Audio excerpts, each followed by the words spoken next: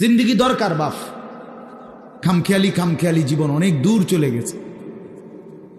রাগ হইয়েন না, আমি রাগ করার জন্য, আমি শক্ত কথার জন্য বললাম। কোরআনুল কারীমের মধ্যে আছে মানুষ জাহান্নামী হওয়ার 1 নাম্বার কারণ কি? গাফলত। কি বলেন? 1 নাম্বার খামখেয়ালি, অবহেলা। কোরআন শরীফে আছে আল্লাহ তাআলা বলছে যত লোককে আমি আল্লাহ জাহান্নামে ফেলবো, মানে যত লোক জাহান্নামী হবে সমস্ত লোকের পরিচয় একত্রে, উলাইকা হুমুল গাফিলুন। সরাসরি কোরআন শরীফ আল্লাহ বলেন এরা কেন জাহান্নামী হলো? কারণ এরা সকলেই ছিল গাফেল। কি ছিল বাপ? গাফেল।